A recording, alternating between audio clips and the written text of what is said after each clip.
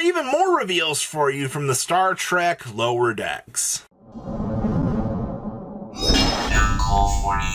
Make sure you guys smash the little crap out of that subscribe button so you guys don't miss out on more Oz content. And if you didn't get the chance to see the reveals that we did the other day, I'll leave a link down below so you guys can go check them out. This is going to be the rest of the reveals from that deck, so you can get a little bit of an idea of how to combine those other release cards we had the other day with the rest of the strategy out here to try to have this deck come together in light for you and actually see out of the complete box product how good that this is actually going to be. So starting off here, we have the Replicator Enthusiast, and this is going to be our favorite action out here. So this is going to be an enhance remove.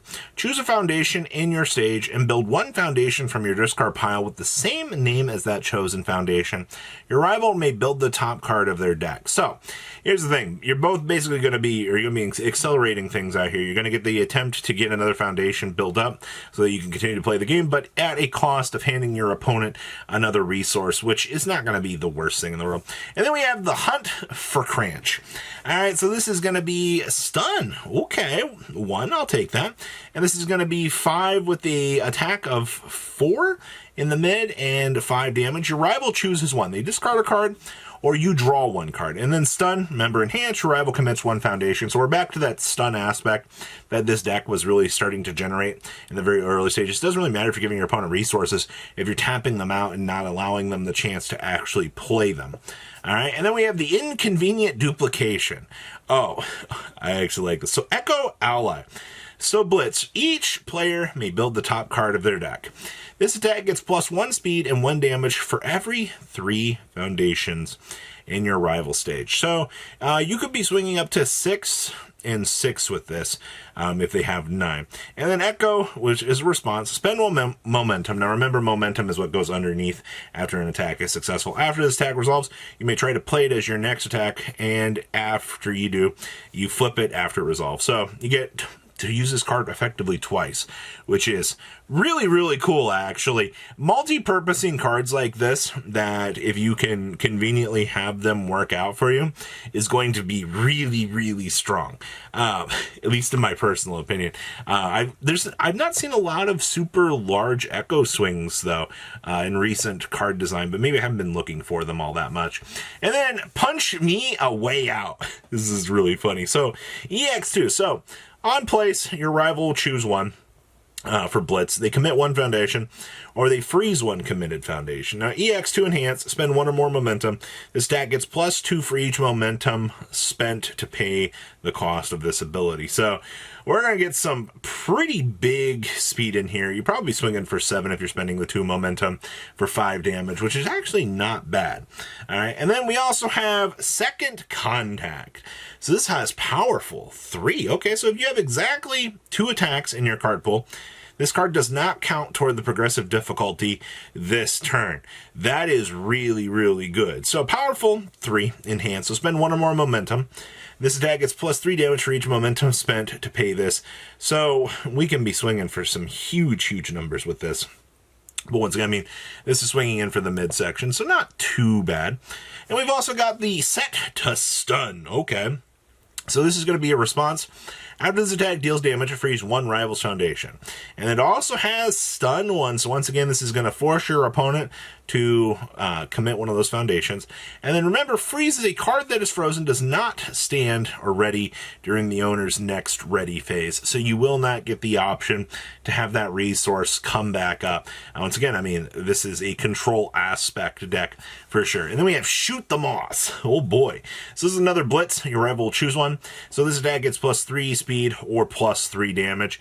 They're probably going to give you the 3 speed, depending on, you know, how much damage you're going to be able to stack up on this, and they'll just take it. But if it's one of those, oh, this is coming in for, you know, 10 damage, that'd be where our problem's going to reside. So if we can block it, then we'll put the damage on it and do our thing. But outside of that, it could be a little bit rough in there. Oh, okay, so we're hitting the foundations now. A Mesmerizing Mission. So, Member foundations are the groundwork for your characters, so these are going to be important for building that. So this is going to be response. After your attack is blocked, your next attack gains Frenzy.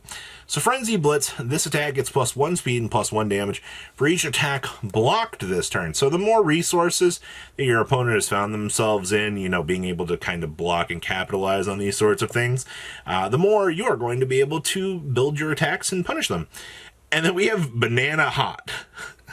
Oh, this is amazing. So this is an ensign response. Now remember, in order to trigger this, you're going to have an ensign leader. So remove after this attack enters your discard pile from your hand or your stage, you gain 1 health. Only playable, once again, if your character has the ensign trait. So once again, these cards being locked behind specific names, I don't think or abilities is fine. Then we have the Beta Shift. Ooh, okay. So enhance, flip, each player draws 1 card. So you can go ahead and give both players a resource. You might be like, do I really want to do that? But no.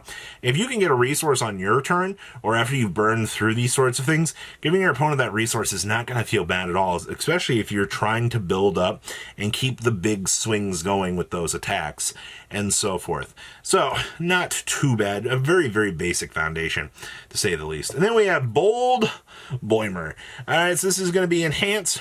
This attack gets +1 damage for each card your rival has drawn this enhanced step, max 3. So once again, this is actually going to be capitalizing on giving your opponent cards.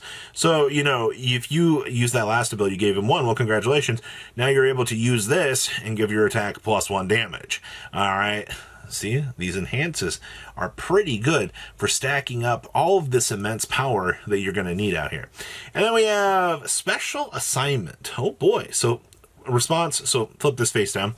After your rival draws 1 or more cards during during the combat phase, they choose 1. So they discard 1 card at random or they lose 2 health.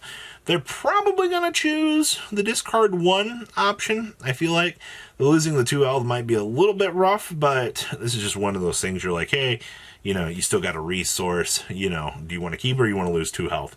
I mean, drawing 1 for 2 health is not the worst. And then we also have the Tri-Quarter Scan. All right, so this is going to be enhance. The rest are tap this.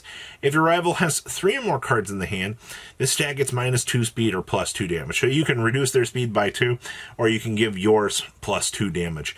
And being able to have this on both the offense and the defense, I really like cards like this. Being able to have something on both sides of the equation, I think is really, really good. And then we also have the Twin Twains.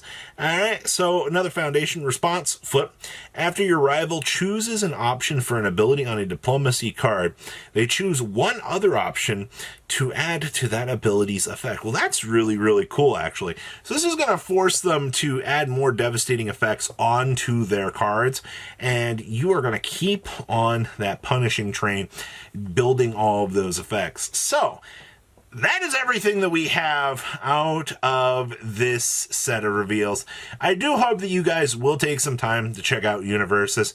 I've had a lot of fun actually picking this game up. Like I said, this game has had a huge legacy about it, and the fact in the more modern times you're getting the chance to see what these cards can do and interact with some of the cooler things. And you know, a lot of the IPs that they've gotten, they have so many cool big things coming out here.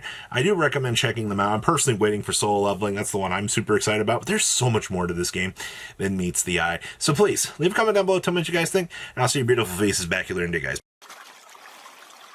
Patrons, thank you.